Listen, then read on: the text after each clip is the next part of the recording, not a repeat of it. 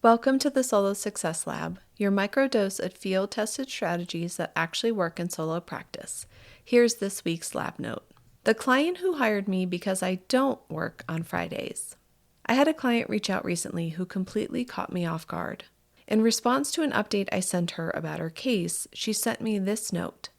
Just as another side note that's not really relevant, but I wanted to let you know that I so admire your work week. You take off Friday, and it was one of the aspects that attracted me to your business to begin with. Having allowed work to rule most of my adult life, I especially admire your schedule. I had to read it twice.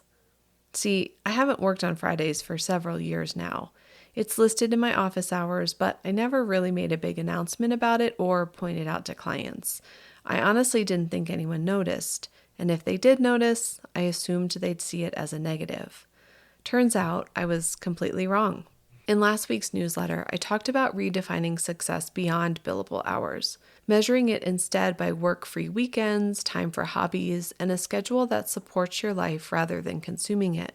What I didn't realize is how defining success on your own terms doesn't just make this whole entrepreneurship thing worth it, it actually attracts your ideal clients. This client didn't just tolerate my 4-day work week, she admired it. It became a selling point that differentiated me from other attorneys she could have hired. Like I mentioned last week, for me, success means 3-day weekends every weekend, daily time for health and movement, space for beekeeping and puzzling and other completely non-legal pursuits, and a practice that feels energizing rather than draining.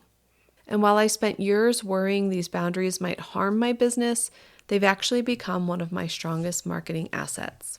Here's what I've learned. When you build a business that authentically reflects your values, you naturally attract clients who respect and share those same values. My 4-day work week isn't just a personal indulgence. It's a signal to potential clients about how I operate. It shows confidence. Setting clear boundaries demonstrates I'm established enough to define how I work. It communicates value. When I'm selective with my time, it signals that my expertise is worth investing in. It builds trust. If I can maintain strong boundaries and still deliver excellent service, clients know I'm efficient and focused. And it creates relatability. Many clients are working towards establishing better boundaries in their own lives. When they see me prioritizing mine, it creates an instant connection. That client who admired my schedule, she was navigating the profound grief of losing her husband. While she hired me for probate expertise, her comment revealed something deeper, a recognition of the time she wished she had back. Having allowed work to rule most of her adult life, as she said, she saw in my schedule a different path than the one she had walked. In her moment of loss, the boundaries I had set resonated with her in a way I could never have anticipated. So let's talk about the elephant in the room, the fear that keeps most attorneys from setting real boundaries. Beliefs like, if I'm not available 24/7, clients will go somewhere else. Or if I take Fridays off, I'll be seen as unprofessional or not committed enough.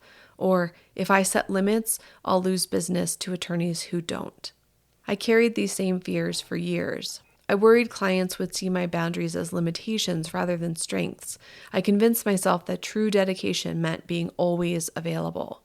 But the reality, most clients don't want an attorney who's burned out, overcommitted, and spread too thin. They want someone who's present and focused when working on their matter. Someone who's clear about expectations and timelines, someone who's modeling the work-life integration they aspire to themselves, and someone who's rested enough to bring their best thinking to complex problems. And the clients who do get frustrated by healthy boundaries, the ones who expect immediate responses at 10 p.m. on a Saturday, the ones who believe your personal time belongs to them, they're probably not your ideal client anyway. So here's my question for you. What boundaries do you wish you could set in your practice? Maybe it's no client calls after 5 p.m., or protected mornings for deep work, shorter work weeks, no email on weekends, a mandatory lunch break away from your desk, or 2 weeks completely unplugged each year. Pick one boundary you've been afraid to set and try it. Start small if you need to, test it for a month, and see what happens. I'm willing to bet that not only will your practice survive, it might actually thrive in ways you never expected. And the clients who respect those boundaries, they're exactly the ones you want to work with. As for me, I'll be spending another Friday with my family, knowing that somewhere out there is a future client who will choose me not despite my boundaries, but because of them. Ready to define what success looks like in your practice? Embrace your boundaries. That's your lab note for the week. Don't miss my next tested strategies and be the first to know by subscribing at adifferentpractice.com/subscribe.